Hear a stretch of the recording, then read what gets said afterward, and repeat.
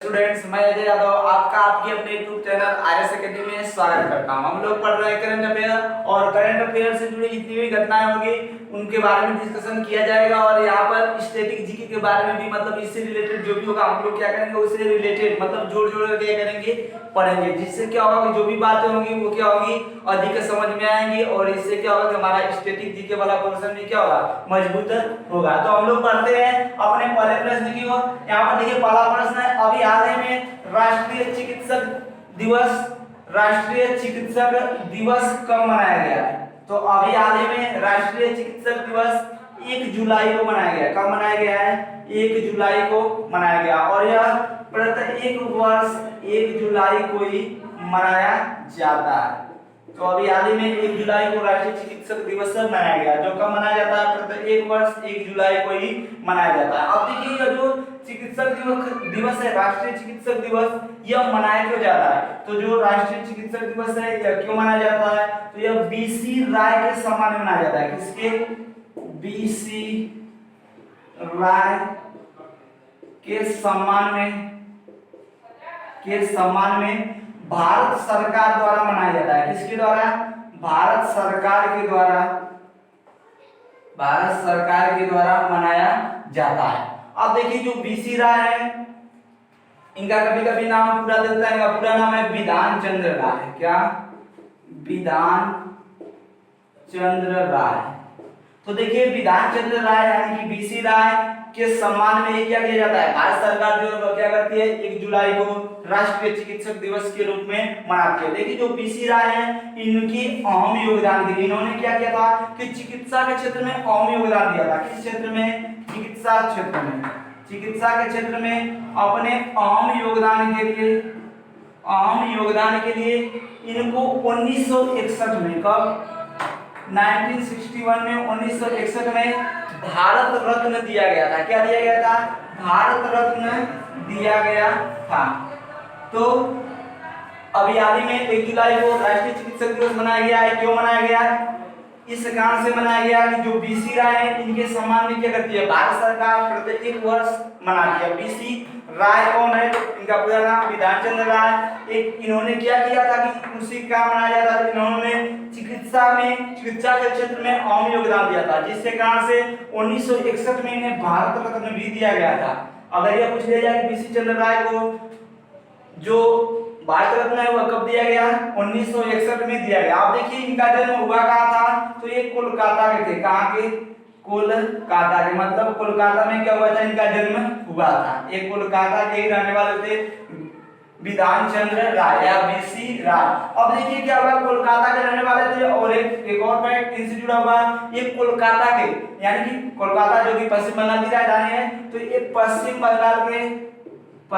बंगाल के second chief minister से यानी कि दूसरे मुख्यमंत्री थे। क्या थे? दूसरे मुख्यमंत्री थे।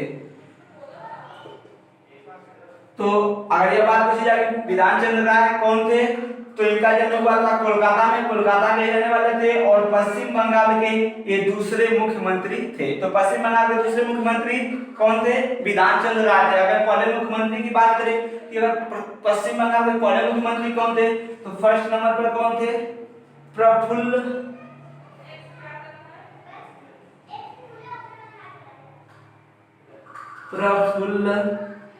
पटेल। कौन थे? प्रफुल्ल पटेल थे पहले मुख्यमंत्री। लेकिन दूसरे कौन थे? ये विधान चंद्र राय थे, जिनके सम्मान में क्या करते हैं, डॉक्टर दिवस मनाते हैं। नेशनल चिकित्सक दिवस क्या करते हैं? राष्ट्रीय चिकित्सक दिवस मनाते हैं। अगर वर्तमान चीफ मिनिस्टर की बात करें तो कोलकाता जो पश्चिम बंगाल है उसकी वर्तमान मुख्यमंत्री ममता बनर्जी हैं और जो वहां के राज्यपाल हैं जगदीप धनखड़ हैं। तो आशा है जो बातें आप लोगों को बताई गई समझ में आई होगी। अब हम लोग पढ़ते हैं अगले प्रश्न की ओर। देखिए अगला प्रश्न है, हाल ही में किस राज्य या केंद्र शासित प्रदेश ने पृथकवास में रह रहे कोरोना के मरीजों को पल्स ऑक्सीमीटर, क्या पल्स ऑक्सीमीटर प्रदान करने की घोषणा की है? तो यह घोषणा किसने की है? यह दिल्ली ने की है, दिल्ली सरकार ने की है। यानी कि यहाँ पर सही कौन होगा? दिल्ली, जो कि एक केंद्र शासित प्रदेश है। तो अभी हाल ही में दिल्ली ने पृथकवास में रह रहे कोरोना के मरीजों को पल्स ऑक्सीमीटर प्रदान करने की घोषणा की है। अब देखिए यहाँ पर पृथकवास क्या होता है, इसके बारे में पहले जानते हैं। पृथकवास या इसको होम आइसोलेशन कहते हैं। अब देखिए ये होम आइसोलेशन या पृथकवास होता क्या है, तो इसके तहत जब क्या हो, जब जो कोरोना के मरीज होते हैं, जब कोरोना के मरीजों को अलग अलग कमरों में रखना, कोरोना के मरीजों को अलग अलग कमरे में रखना, ये क्या कहलाता है, पृथकवास कहलाता है या होम आइसोलेशन कहलाता है। कोरोना के मरीजों को अलग अलग कमरे में रखना, अलग अलग कमरे में रखना। तो अगर यह बात पूछी जाए कि पृथकवास क्या है या इसी को हम क्या कहते हैं, होम आइसोलेशन, या क्या होता है, तो जो भी कोरोना के मरीज हैं उन कोरोना के मरीजों को अलग अलग कमरे में रखना, ये क्या होता है, पृथकवास होता है। और ये योजना शुरू किसने की है, यह कार्यक्रम दिल्ली सरकार ने शुरू किया। आप देखिए क्या होगा कि जो पृथकवास में अलग अलग कोरोना के मरीज रह रहे हैं, कौन, जो कोरोना के जो मरीज हैं वे क्या हो रहे हैं, वे अलग अलग कमरों में रह रहे हैं, तो उनको एक पल्स ऑक्सीमीटर नामक एक यंत्र दिया जाएगा, एक यंत्र दिया जाएगा। उस यंत्र का नाम क्या है, पल्स ऑक्सीमीटर। क्या, पल्स ऑक्सीमीटर। अब देखिए जो यह पल्स ऑक्सीमीटर है यह करेगा क्या, तो जितने भी कोरोना के मरीज होंगे और वे अलग अलग कमरों में अलग अलग पृथकवास में रखे गए होंगे, उन्हीं को क्या किया जाएगा, एक पल्स ऑक्सीमीटर दिया जाएगा। और ये एक प्रकार का डिवाइस है या एक प्रकार का यंत्र है, यह एक प्रकार की डिवाइस है। और यह डिवाइस क्या करेगी कि यह जितने भी मरीज हैं उनके जो ये पल्स डिवाइस है यह एक क्लिप की तरह होती है, जैसे कपड़े सुखाने वाली जो क्लिप होती है उस क्लिप की तरह यह होगी। और इसको क्या किया जाएगा, कपड़े सुखाने वाली जो क्लिप होती है ना उस क्लिप की तरह यह होगी। और यह क्या होगा कि यह जो पल्स ऑक्सीमीटर है यह क्लिप की तरह होगा और इसको अंगुलियों में सेट किया जाएगा, क्लिप की तरह होगा। और इससे किसे में सेट किया जाएगा, अंगुली में। अब देखिए अंगुली में जो ही सेट किया जाएगा तो यह क्या करेगी, यह जो भी रक्त है, जो हमारा रक्त है, ब्लड है, यह क्या करेगी, रक्त में ऑक्सीजन की मात्रा को मापेगी। किसको मापेगी, पल्स ऑक्सीमीटर का उपयोग क्या है, तो पल्स ऑक्सीमीटर का उपयोग यह है कि जो सुखाने वाले कपड़ा सुखाने वाली मशीन होती है उसमें जो क्लिप होती है उस क्लिप की तरह होगी और जो क्लिप की तरह होगी और इसको क्या किया जाएगा, इसको अंगुली में सेट किया जाएगा। किसके, जो भी कोरोना के मरीज होंगे उनकी अंगुलियों में सेट किया जाएगा। और सेट करने के बाद यह करेगी क्या, तो इसमें कुछ सेंसर लगे होते हैं। क्या लगे होते हैं, सेंसर। अब इसमें सेंसर लगे होंगे और वे सेंसर क्या करेंगे, रक्त में जो ऑक्सीजन है, ऑक्सीजन की मात्रा को मापेंगे और उसमें ज्ञात करेंगे कि जो हमारा रक्त है उस रक्त में कितना परसेंट या कितना प्रतिशत ऑक्सीजन है। यदि ऑक्सीजन 92% से कम होती है, यदि जो हमारी O2 है यानी जो ऑक्सीजन है वह अगर 92% से उसकी जो रेटिंग है वो 92% से कम आती है तो जो व्यक्ति होगा वह अधिक खतरे में रहेगा। किसमें रहेगा, अधिक मुश्किल में, अधिक खतरे में रहेगा। और इसको शुरू किसने किया है, दिल्ली सरकार ने शुरू किया है। और जब देखिए जब क्या होगा कि अगर 92 से रेटिंग कम रहेगी तो वह व्यक्ति क्या होगा कि ऐसा पता चलेगा कि वो उस व्यक्ति में क्या है, ऑक्सीजन की कमी है और वह क्या है, वह इस समय खतरे में है। और जब कोई व्यक्ति जब ठीक हो जाएगा, क्या होगा, जब वो पूर्णतया ठीक हो जाएगा तो जो पल्स ऑक्सीमीटर है वह क्या होगा, वह दिल्ली सरकार वापस ले लेगी। तो एक बार फिर से देख लेते हैं क्या है कि हाल ही में दिल्ली सरकार ने क्या किया है, दिल्ली पृथकवास में रह रहे कोरोना के मरीजों को पल्स ऑक्सीमीटर देने की घोषणा की है। अब देखिए दिल्ली सरकार ने किया है पृथकवास, मतलब बताया गया कि जो भी मरीज है कोरोना के वे क्या है, अलग अलग कमरे में रहना, कोरोना के मरीजों का अलग अलग कमरों में रहना है क्या कहलाता है, होम आइसोलेशन या पृथकवास कहलाता है। अब देखिए इसमें होगा क्या कि जो दिल्ली सरकार वो क्या करेगी, प्रत्येक कोरोना के मरीजों को पल्स ऑक्सीमीटर देगी। और ये जो पल्स ऑक्सीमीटर होगा यह करेगा क्या, तो ये क्लिप की तरह होगा और यह क्या करेगा, यह उंगली में इसको सेट कर दिया जाएगा। और यह क्या करेगा, इसमें कुछ सेंसर लगे होते हैं जो क्या करेंगे, उंगली में सेट होते ही ये ब्लड में यानी कि रक्त में ऑक्सीजन की मात्रा को ज्ञात करेंगे। अगर ऑक्सीजन की मात्रा 92% से कम होती है तो वो व्यक्ति क्या होगा, कोरोना में जो व्यक्ति होगा वो क्या होगा, वो अधिक मतलब उस व्यक्ति की हालत क्या होगी, अधिक खराब होगी, ऐसा बताया गया है। और जब वो व्यक्ति मान लेते हैं कोई व्यक्ति ऐसा भी होगा जो क्या होगा, ठीक हो जाएगा, जब वो पूरी तरह ठीक हो जाएगा तो वह पल्स ऑक्सीमीटर फिर से दिल्ली सरकार को वापस करेगा। तो आशा है ये बातें बताई गई आप लोगों को समझ में आई होगी। अब हम लोग बढ़ते हैं अगले प्रश्न की ओर। देखिए अगला प्रश्न है, हाल ही देखिए यहाँ पर क्या है कि आकाशीय बिजली या तड़ित झंझा या इसको थंडरबोल्ट कहते हैं, हाल ही में सुर्खियों में रही है, इसके संबंध में सत्य कथन है। तो आकाशीय बिजली या तड़ित झंझा या थंडरबोल्ट अभी हाल में क्या हुआ, यह सुर्खियों में रही है, क्यों रही है इसके बारे में जानेंगे। इसके संबंध में सत्य कथन कौन है बताना है, चार ऑप्शन यहाँ पर दिए हुए हैं। तो देखिए ऑप्शन से पहले हम लोग इसके बारे में जान लेते हैं, प्रश्न का पोस्टमार्टम कर लेते हैं, क्या हो है इसमें, कैसे मतलब क्यों चर्चा में रही है, तो उसके बाद इसको देखते हैं। तो देखिए यहाँ पर जो आकाशीय बिजली है यह क्या है कि या तड़ित झंझा या थंडरबोल्ट इसको कहेंगे, इसके यहाँ पर इसको बिजली भी कर सकते हैं, आकाशीय बिजली या तड़ित झंझा या थंडरबोल्ट। अब देखिए बिजली का गिरना हम लोगों ने सुना होगा, आप लोगों ने सुना होगा बिजली का गिरना। अब बिजली का गिरना कहते किसे हैं, बिजली गिर जाती है, सुना है कि क्या होता है कई बार बिजली गिर गई है, लेकिन बिजली का गिरना होता क्या है। तो देखिए जो क्या होती है, जो बिजली होती है ना, या जो वहां पर क्या होता है बादल आपस में जब टकराते हैं तो वहां से बिजली का निर्माण होता है, कैसे होता है पता चलेगा। देखिए जो बिजली होती है इसका क्या, वातावरण से अचानक पृथ्वी की ओर मुड़ जाना, बिजली का जो बिजली होती है इसका वातावरण से अचानक पृथ्वी की ओर मुड़ जाना, वातावरण से अचानक पृथ्वी की ओर मुड़ जाना क्या कहलाता है, बिजली का गिरना। जो बिजली होती है इसका वातावरण से अचानक पृथ्वी की ओर मुड़ जाना, और पृथ्वी की ओर मुड़ेगी तो कहां पर आएगी, पृथ्वी पर आएगी, तो पृथ्वी की ओर अचानक मुड़ जाना क्या कहलाता है, बिजली का गिरना कहलाता है। अब देखिए जब बिजली का निर्माण होता कहां से, तो क्या होता है कि जो हमारे महासागर या तालाब या नदियां जो भी हैं, क्या होता है कि इनसे जो जल होते हैं जल वाष्प बन के उड़ते हैं, क्या होता है जो जल वाष्प होती है, जल वाष्प ये क्या होती है, जो बूंदें होती हैं, जो मतलब जो जल होता है वो क्या होता है जलवाष्प के रूप में ऊपर जाता है। जब आकाश में ऊपर जाता है तो जलवाष्प जो ऊपर जाती है वो क्या होती है, अब नीचे जो टेम्परेचर अधिक है, टेम्परेचर अधिक है तो यहाँ से क्या होगा, वाष्प बनकर उड़ जाती है, और जब ऊपर जाती है तो वहां पर क्या होता है, वहां पर तापमान कम होने के कारण, ऊपर क्या है तापमान कम होता है, तापमान कम होने के कारण जो जलवाष्प है यह बूंदों का रूप ले लेता है, जो जलवाष्प है यह क्या करता है, यह जल की बूंदों के रूप में वहां पर इकट्ठा हो जाता है, और जब जल की बूंदों के रूप में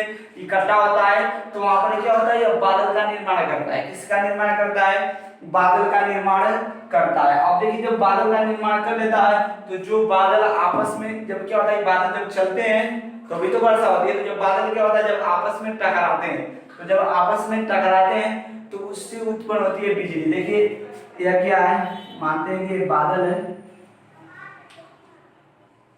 देखिए ये बादल है तो इसमें क्या होगा कि जो ऊपरी वाला इसका सिरा होता है ना वो उसमें प्लस चार्ज होता है, बादल के ऊपरी सिरे में क्या होता है प्लस चार्ज उत्पन्न होता है। जब क्या होता है जब बादल आपस में टकराते हैं तो ऊपरी सिरे में प्लस चार्ज होता है उत्पन्न, और निचले सिरे में माइनस चार्ज उत्पन्न होता है। और जब ये बादल आपस में क्या होते हैं जब टकराते हैं तो क्या होती है बरसात होती है, और जो बिजली होती है वो क्या होती है वह क्या करती है, देखिए जब टकराने के कारण इसमें क्या होता है कि जो आवेश उत्पन्न हो जाता है, और आवेश उत्पन्न किस रूप में होता है कि ऊपरी भाग में बादल में क्या होगा प्लस चार्ज, और निचली भाग में क्या होगा माइनस चार्ज। अब ये क्या हो जाते हैं आवेशित हो जाते हैं, मतलब जो बादल होते हैं वे चार्ज हो जाते हैं, क्या हो जाते हैं चार्ज। अब ये बताइए जब चार्ज है तो इनको डिस्चार्ज करने के लिए कुछ चाहिए, अब डिस्चार्ज कैसे होंगे, तो इन लोगों को एक रास्ता दिखाई पड़ता है, और रास्ता है पृथ्वी का।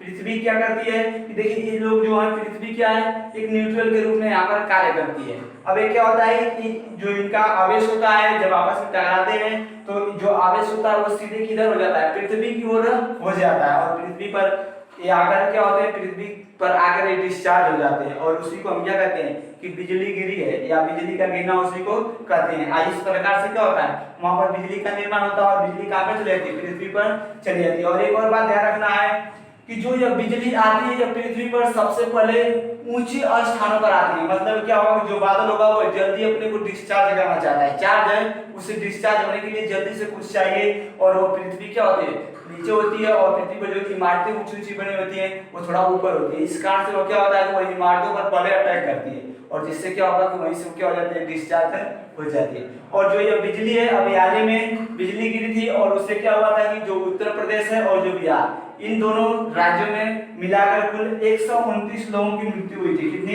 129 लोगों की मृत्यु हुई थी। अब देखते हैं प्रश्न, यहाँ पर देखिए जो ऑप्शन है ऑप्शन की ओर चलते हैं। देखिए यहाँ पर दिया है कि इसका निर्माण मुक्त इलेक्ट्रॉनों के कारण होता है। बिजली का निर्माण, बात सही है, किसके कारण होता है? इलेक्ट्रॉनों का, बताया गया ना अभी। अब देखिए बिहार और उत्तर प्रदेश में इससे 129 लोगों की मौत हुई है, ये भी बातें बताई गई, सही है। बिजली के निर्माण में बादल की ऊपरी तथा निचली परतें आवेशित होती हैं। अब बताया गया आवेशित होती हैं कि नहीं होती हैं? आवेशित तो होती हैं और जो ऊपरी परत होती है प्लस चार्ज होता है और निचली में क्या होता है? माइनस चार्ज होता है। तो यहाँ से सी भी सही होता है। तो इस प्रकार से कौन सा आपको सही होगा? ऑप्शन नंबर 4, मतलब सभी क्या है? सही है। तो आशा है जो बातें बताई गई समझ में आई होगी। अब हम लोग बढ़ते हैं अगले प्रश्न की ओर। देखिए अगला प्रश्न है, हाल ही में इंडियन ऑयल ने अपने प्रथम बैटरी स्वैपिंग सुविधा केंद्र की शुरुआत कहां से की है? तो अभी हाल ही में इंडियन ऑयल ने अपने प्रथम बैटरी स्वैपिंग सुविधा की शुरुआत चंडीगढ़ से शुरू की है। कहां से? चंडीगढ़ से शुरू की है। अब देखिए यहाँ पर चंडीगढ़ से तो शुरू की है, लेकिन जो इंडियन ऑयल है इसने की है। अब यह बैटरी स्वैपिंग सुविधा क्या है? तो देखिए बैटरी स्वैपिंग सुविधा, देखिए जो बैटरी स्वैपिंग सुविधा, इसका मतलब क्या है कि जो भी वाहन है, जितने भी वाहन है जो इलेक्ट्रिक से चलते हैं, किससे? या बैटरी से चलते हैं। किससे चलते हैं? बैटरी से चलते हैं। तो क्या होगा कि जो इनकी बैटरी होती है जब वो डिस्चार्ज हो जाती है तो वो अधिक समय लेती है। चार्ज होने में क्या होता है? अधिक समय लेती है। तो जब चार्ज होने में अधिक समय लेती है तो भाई जो भी ड्राइवर होते हैं वो क्या करते हैं? मौज मस्ती करते हैं या बैठे रहते हैं किसी प्रकार से, क्या करते हैं? अपना समय बिताते हैं। क्या होगा कि जो बैटरी है वह जब डिस्चार्ज होगी तो चार्ज होने में अधिक समय लगेगा। जब अधिक समय लगेगा तो उस खाली समय में वो क्या होगा? उस समय रिक्शा चालकों के लिए, जो भी चालक होंगे, क्या होगा? उनके लिए वह समय खाली होगा और वे लोग क्या करेंगे? उस समय बैठे रहेंगे। तो क्या होगा कि इस कारण से जो सरकार है, उस जो इंडियन ऑयल है भारत की, इसने क्या किया है? इंडियन ऑयल जो कंपनी, इसने क्या किया है? इसने एक सुविधा शुरू की और वो सुविधा क्या है? बैटरी स्वैपिंग की सुविधा। अब क्या होगा कि बैटरी स्वैपिंग सुविधा के तहत क्या होगा कि आप खाली नहीं बैठे रहेंगे, मतलब जो भी ड्राइवर होंगे, चालक होंगे, वो क्या होंगे? वे खाली नहीं रहेंगे। अब क्या होगा जब उनकी बैटरी डिस्चार्ज हो जाएगी तो वे जाएंगे उन केंद्रों पर और वहां पर क्या होगा कि उनको एक चार्ज बैटरी मिलेगी। कैसी बैटरी मिलेगी? जो डिस्चार्ज वाली बैटरी होगी उसको वहीं पर रखेंगे और चार्ज वाली बैटरी लेकर क्या करेंगे? वहां से निकल जाएंगे और उस प्रकार से क्या होगा? उनका रिक्शा हमेशा के लिए चलता रहेगा, यानी कि वे बैठेंगे नहीं, वे खाली नहीं बैठेंगे। तो यह पहल है आपकी बैटरी स्वैपिंग सुविधा। क्या है कि इसके तहत जो भी डिस्चार्ज होगी बैटरी, उनको क्या किया जाएगा? रख दिया जाएगा और उनके स्थान पर बदल कर क्या किया जाएगा? चार्ज वाली बैटरी दिया जाएगा। इसके तहत क्या होगा? जो भी इलेक्ट्रिक वाहन है वे चलते रहेंगे। अब देखिए यहाँ पर बात है चंडीगढ़ की, तो इसकी राजधानी चंडीगढ़ ही है, लेकिन इसके वर्तमान में प्रशासक कौन है? प्रशासक। अब देखिए कहीं पर राज्यपाल होते हैं, कहीं पर राज्यों में राज्यपाल, और जो हमारे यूटी है यानी कि यूनियन टेरिटरी या केंद्र शासित प्रदेश, वहां पर कहीं पर प्रशासक होते हैं और कहीं पर उप राज्यपाल होते हैं। तो यहाँ पर जो चंडीगढ़, यहाँ पर प्रशासक होते हैं। इस समय इसके प्रशासक हैं बीपी सिंह बदनौर। कौन? बीपी सिंह बदनौर। तो आशा है जो बातें बताई गई ये समझ में आई होगी। अब हम लोग बढ़ते हैं अगले प्रश्न की ओर। देखिए यहाँ पर अगला प्रश्न है, हाल ही में ट्राइफेड सरकार लघु वन उपज की खरीद के लिए के कारण सुर्खियों में है। ट्राइफेड किसके अंतर्गत कार्यरत है? तो जो ट्राइफेड है यह जनजाति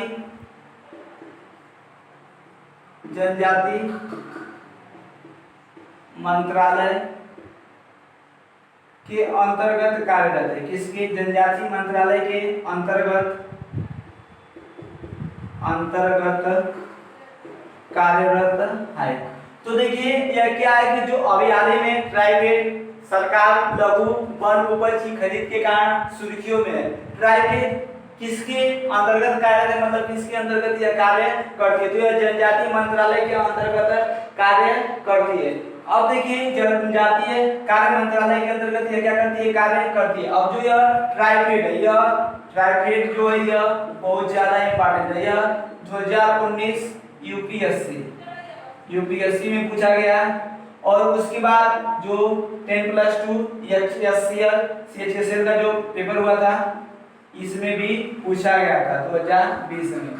ट्राइफेड की ट्राइफेड है क्या, यह किसके अंतर्गत कार्य करती है, तो जनजातीय कार्य मंत्रालय, जनजातीय कार्य मंत्रालय के अंतर्गत यह क्या है, कार्यरत है। मतलब जनजातीय कार्य मंत्रालय के अंतर्गत यह क्या करती है, कार्य करती है। अब देखिए जो ट्राइफेड है, यहाँ पर ट्राइफेड की बात आई है, ट्राइफेड इसका तो पता चल गया कि किसके अंतर्गत कार्य करती है, जनजातीय कार्य मंत्रालय के अंतर्गत यह कार्य करती है। जो ट्राइफेड है यह है क्या, तो यह एक कंपनी है, क्या करती है, जो ट्राइफेड एक संस्था है, यह संस्था क्या करती है कि जितने भी जनजातीय लोग हैं, क्या है, जनजातीय लोग हैं।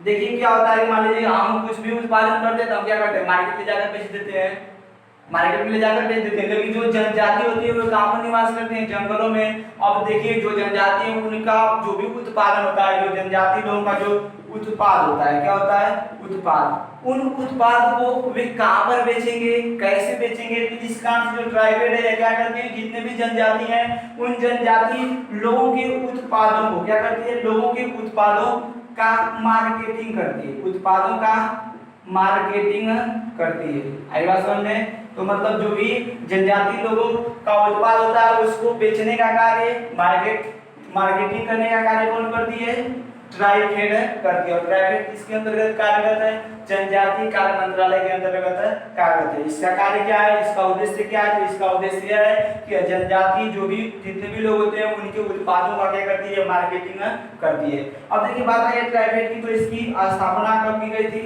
तो ट्राइफेड की स्थापना 1987 में की गई थी। कब, 1987 में की गई थी। इसका जो हेडक्वार्टर यानी जो मुख्यालय है वह नई दिल्ली में स्थित है। कहाँ पर स्थित है, नई दिल्ली में स्थित है। और देखिए एक त्योहार पूछा जाता है, आदि महोत्सव। कौन, आदि महोत्सव यह कौन मनाता है, आदि महोत्सव कौन सी संस्था मनाती है, तो कौन मनाती है, ट्राइफेड। तो यहाँ से जितने भी प्रश्न बताए गए आशा है बातें समझ में आई होगी। यहाँ से देखिए जो आदि महोत्सव है किसके द्वारा मनाया जाता है, ट्राइफेड के द्वारा। क्या होता है यह, ट्राइफेड, क्या ट्राइफेड के द्वारा यह मनाया जाता है आदि महोत्सव। और जो किससे संबंधित है, जनजातीय से संबंधित है। तो आशा है बातें समझ में आई होगी। अब हम लोग बढ़ते हैं अगले प्रश्न की ओर। देखिए अगला प्रश्न है, हाल ही में भारत के पहले कोविड-19 टीके को क्लिनिकल ट्रायल की मंजूरी प्रदान की गई, जो किसके द्वारा विकसित किया गया। मतलब जो भारत का पहला कोविड-19 का जो क्लिनिकल ट्रायल है वह शुरू किया गया। अब यह जो ट्रायल है, यह एक दवा बनाई गई है, वह किसके द्वारा विकसित की गई है, तो वह विकसित की गई है भारत बायोटेक के द्वारा। किसके द्वारा, भारत बायोटेक के द्वारा। अब देखिए जो भारत बायोटेक है इसने क्या किया है कि इसने कोविड-19 का पहला टीका बनाया है। पहला टीका जिसका नाम क्या है, कोवैक्सीन। क्या, कोवैक्सीन। पहले टीके का नाम क्या है, कोवैक्सीन है, जिसको भी भारत बायोटेक ने बनाया है। और भारत का यह पहला टीका है कोवैक्सीन। आई बात समझ में। अब देखिए इसको भारत बायोटेक ने बनाया है। अब यह कोवैक्सीन जो है इसको फर्स्ट और सेकेंड चरण की क्लिनिकल के लिए, मतलब क्लिनिकल के लिए क्या किया है, इनका जो प्रयोग होता है इसके लिए प्रथम और द्वितीय चरण के लिए मंजूरी दे दी गई है। क्या हुआ, क्लिनिकल टेस्ट के लिए इनको प्रथम और द्वितीय चरण की मंजूरी दे दी गई है, मतलब मंजूरी प्राप्त हो गई। देखिए होता क्या है कि कोई भी अगर वैक्सीन या कोई भी हम दवा बनाते हैं तो उसके लिए 3 चरण होते हैं। मतलब उसको अगर प्रयोग में लाना है तो उसके लिए कितने चरण, उसको पास करना अनिवार्य होता है, 3 चरण। तो उस 3 चरण में से होता क्या है कि पहले और दूसरे चरण के लिए कोवैक्सीन को मंजूरी प्रदान कर दी गई है। लेकिन अभी तीसरा चरण बाकी, और तीसरे चरण में होता क्या है कि तीसरे चरण में जो भी दवा होती है वह मनुष्य पर उसका प्रयोग किया जाता है। किस पर किया जाता है? मनुष्य यानी कि मानव पर उसका प्रयोग किया जाता है तीसरे चरण में। आई बात समझ में? तो जो कोवैक्सीन है जो कि भारत का पहला टीका है, इसको क्लिनिकल टेस्ट के लिए फर्स्ट और सेकंड चरण के लिए इसको क्या हुई? मंजूरी प्रदान कर दी गई है। अब यह बनाया किसे गया है? किसके द्वारा कोवैक्सीन बनाई गई है? तो भारत बायोटेक के द्वारा बनाई गई है। यहाँ पर बात है किसकी? भारत बायोटेक की। तो देखिए जो भारत बायोटेक है इसकी स्थापना 1996 में हुई थी। 1996 में इसकी स्थापना की गई थी। अब देखिए इसका जो हेडक्वार्टर है यानी कि जो मुख्यालय वो कहां पर स्थित है, या यह भारत बायोटेक कहां पर स्थित है? तो यह हैदराबाद में स्थित है। कहां पर? हैदराबाद में स्थित है। अब देखिए जो भारत बायोटेक है इसकी स्थापना 1996 में की गई और यह स्थित कहां पर है? यह हैदराबाद में स्थित है। और जो यह कोवैक्सीन बनाई गई है ना, जो यह कोवैक्सीन बनाई गई है इसमें वायरस किस प्रकार का होगा? तो इसमें इनएक्टिवेटेड वायरस का उपयोग किया गया है। किसका?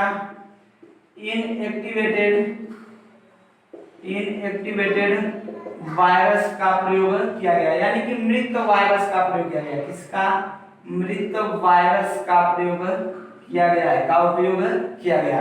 तो अभी हाल ही में भारत के पहले कोविड-19 टीके को क्लिनिकल ट्रायल की मंजूरी प्रदान की गई है, जो किसके द्वारा विकसित किया गया है? भारत बायोटेक के द्वारा विकसित किया गया। और भारत के पहले उस टीके का नाम क्या है? कोवैक्सीन। अब देखिए इसमें किस वायरस का प्रयोग किया गया है या उपयोग किया गया है? तो इनएक्टिवेटेड वायरस का उपयोग किया गया है। इनएक्टिवेटेड वायरस का मतलब मृत वायरस का प्रयोग किया गया। और जो यह कोवैक्सीन है इसको फर्स्ट और सेकेंड चरण की मंजूरी प्रदान कर दी गई है। कोई भी वैक्सीन होती है जब वो बनती है तो उसको मानव पर प्रयोग करने मतलब जब उसको हम उपयोग में लाते हैं तो उपयोग में लाने से पहले उसको 3 चरण से गुजरना पड़ता है। और 2 चरणों की इसको मंजूरी प्रदान कर दी गई है। तीसरा चरण की मंजूरी अभी मिली नहीं है, लेकिन जो तीसरा चरण होता है उसमें क्या होता है कि जो भी दवा होगी उसका प्रयोग किस पर किया जाता है? मानव पर किया जाता है। अब भारत बायोटेक की बात आई है, किसके द्वारा विकसित किया गया? भारत बायोटेक के द्वारा विकसित किया गया। भारत बायोटेक की स्थापना कब की गई थी? 1996 में की गई थी। इसका जो मुख्यालय है या जो भारत बायोटेक है वह कहां पर स्थित है? तो वह हैदराबाद में स्थित है। अब देखिए भारत बायोटेक स्थित कहां पर है? तो भारत बायोटेक हैदराबाद में स्थित है। कहां पर स्थित है? यह जो संस्था है यह हैदराबाद में स्थित है। अब देखिए हैदराबाद में स्थित है तो हैदराबाद किसकी राजधानी है? तेलंगाना की राजधानी है। किसकी राजधानी है? तेलंगाना की। इसकी राजधानी है, यह तेलंगाना की राजधानी यानी कि कैपिटल है। अब देखिए तेलंगाना की राजधानी कौन है? हैदराबाद। हैदराबाद से ही प्रश्न बन जाता है चार मीनार कहां पर स्थित है? चार मीनार, तो चार मीनार हैदराबाद में स्थित है। कहां पर स्थित है? हैदराबाद में। हैदराबाद किस नदी के किनारे स्थित है? मूसी नदी के किनारे स्थित है। किस नदी के किनारे? मूसी नदी के किनारे स्थित है। एक और प्रश्न बनता है कि जो हैदराबाद है हुसैन सागर जो बांध है वह कहां पर स्थित है? तो हुसैन सागर बांध हैदराबाद में स्थित है। कहां पर स्थित है? या इसको ऐसे भी कर सकते हैं, सॉरी यहां से तेलंगाना को लेते हैं। हैदराबाद क्या है? तेलंगाना की राजधानी है। तेलंगाना की बात करें तो देखिए तेलंगाना में स्थित है। देखिए यहाँ पर क्या हैदराबाद किसकी राजधानी है? तेलंगाना की। तो जो हुसैन सागर बांध है, हुसैन सागर जो बांध है कहां पर स्थित है? तो यह तेलंगाना में स्थित है। कहां पर स्थित है? तेलंगाना में स्थित है। इसको एक ट्रिक है इसके लिए, हुसैन सागर कहां पर स्थित है? तेलंगाना में। और हुसैन सागर की जो आकृति है ना यह दिल की तरह है। इसकी आकृति कैसी है? दिल जो हार्ट होता है ना, हार्ट की तरह इसकी आकृति है। तो हुस्न को देखकर क्या आ जाता है, मतलब जैसे क्या होता है कहीं पर कोई कुछ सज बच के जा रहा है तो क्या होता है हमारे मन में कुछ गुनगुनाने लगता है, वैसे ही यहाँ पर एक फनी ट्रिक है, हुस्न को देखकर क्या आ जाता है? गाना आ जाता है। हुस्न को देखने के बाद क्या आ जाता है मन में, या हुस्न को देखने के बाद दिल में गाना आ जाता है। क्या आ जाता है? दिल में गाना आ जाता है। तो हुस्न मतलब यहाँ पर किससे? हुसैन सागर से है। और दिल में तो उसका आकृति या उसका आकार कैसा है? दिल के समान है। अब गाना आ जाता है तो वो कहां पर चला जाएगा? तेलंगाना में चला जाएगा। तो हुसैन सागर कहां पर स्थित है? तेलंगाना में स्थित है। अगर तेलंगाना की बात करें तो तेलंगाना का गठन 2 जून 2014 को किया गया था। तेलंगाना का गठन कब किया गया? 2 जून 2014 को। और 2 जून 2014 को यह आंध्र प्रदेश से अलग हुआ था। किससे अलग हुआ था? आंध्र प्रदेश से अलग होकर भारत का 29वां राज्य बना था। कौन सा राज्य? 29वां राज्य बना था। तेलंगाना गठन जो 2 जून 2014 को हुआ, जो आंध्र प्रदेश से अलग हुआ। और कौन सा राज्य बना? 29वां राज्य बना। लेकिन वर्तमान में भारत में अगर राज्यों की संख्या देखें तो वर्तमान में राज्यों की संख्या 28 है। कितनी है? 28। और यदि यूटी यानी कि यूनियन टेरिटरी या केंद्र शासित प्रदेशों की बात करें तो इसमें वर्तमान में केंद्र शासित प्रदेशों की संख्या 8 है। 28 राज्य और 8 केंद्र शासित प्रदेश है। तो आशा है जो बातें बताई गई आप लोगों को समझ में आई होगी। यहीं पर हमारा क्लास ओवर होता है। और अगर वीडियो अच्छा लगा हो, मतलब जो भी बातें बताई गई आपको अच्छी लगी हो, आपके एग्जाम में आपको हेल्प कर सकती हो, तो चैनल को सब्सक्राइब जरूर करें और वीडियो को लाइक और शेयर करना न भूलें। इस वीडियो को देखने के लिए आप लोगों का धन्यवाद।